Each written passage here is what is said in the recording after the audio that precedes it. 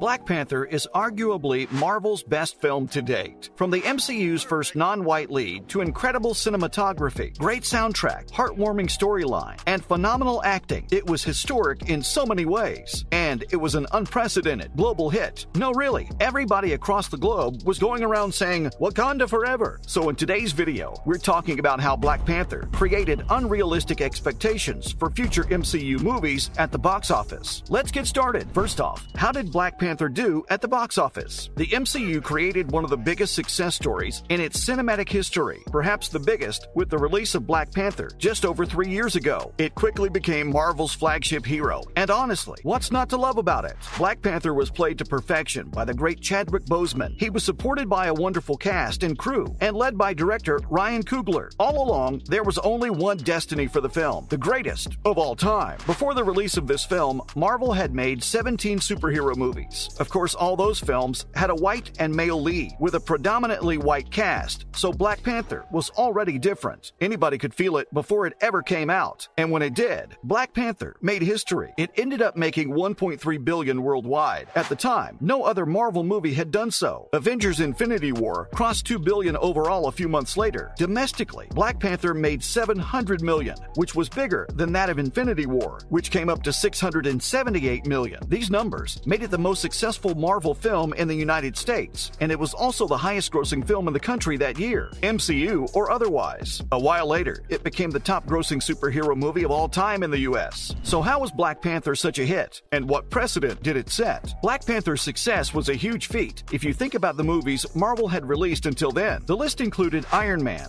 Captain America Winter Soldier, and 4 other Avengers films. For Marvel, Black Panther was a relative overperformance. They weren't used to numbers like that. It alone outgrossed the first 3 out of 4 Avengers films in North America. Like, come on, how is that even possible? We had so many solo movies with superheroes. Why was Black Panther special? Well, until that point, the MCU had unsaid myths about how black films won't appeal to the general audience. It was assumed that white people won't go to watch non-white films, and of course the movie would be a flop. Black Panther proved that this wasn't the truth at all. In fact, it could do better than any of those predominantly white films. It had the numbers to back it up. That's not to say that films with black people couldn't flop. They very much could, but it was something nobody ever said about white films. We all remember that Amazing Spider-Man 2 was a disaster, right? But did it ever, even for a second, question the future of Spider-Man movies? Absolutely not. Also, it was ridiculous to say that black films wouldn't travel when Moonlight was a hit on a global level, and so was Get Out. Ironically, a film about racist white people. Still, those were considered lucky exceptions. So when Marvel finally made a film about a black superhero with a predominantly black cast, the film faced an unavoidable and completely unfair challenge. It had to succeed at the box office. Otherwise, it would give traction to the notion that black films couldn't achieve global success. If Black Panther had failed, it would have been the very example studio executives would have used to shut down any future movies with black leads. Instead, the film showed that there were stories to be told about non-white people, and there was an audience for it,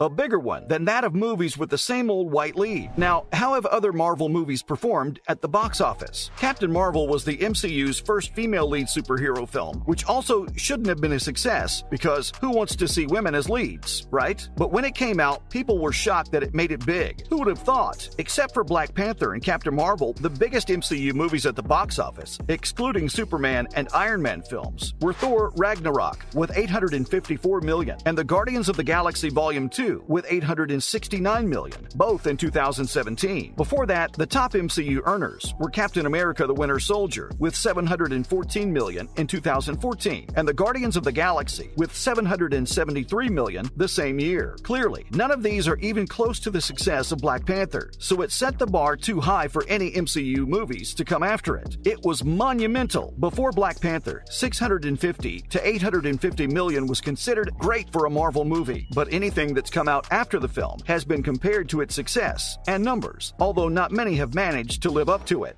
And that's all about how Black Panther created unrealistic expectations for future MCU films. Now let's move on to some other related news. First off, how's Thor Love and Thunder doing at the box office? It was another blowout week for Thor Love and Thunder, as it brought in $46 million in its second weekend. That brings its total up to $233 million in the domestic market and $498 million worldwide. Sounds great, right? Yes, but it's not all good news for the MCU's 29th film. With these numbers, it recorded records a 68% drop from the first week, and it's one of the steepest falls the franchise has ever seen. For some context, Thor Ragnarok had a second weekend drop of 53.5%. Still, it's not all bad for the new Taika Waititi film. Its 10-day run is still the biggest yet for any solo God of Thunder flick, but the mixed reviews coming in are definitely hurting it at the box office. Next up, Eternals might be getting a sequel. According to a new Marvel Studios leak, Eternals is reportedly getting a follow-up film. The leak said that the film was on track, although without Chloe Zhao attached as director. This comes as a bit of a shock to fans and critics alike, as Eternals was the lowest-ranked Marvel film of all time. Nobody thought it would come back. But hey, maybe it'll make up for the first one. Also, that cast was phenomenal. We don't mind seeing Richard Madden again.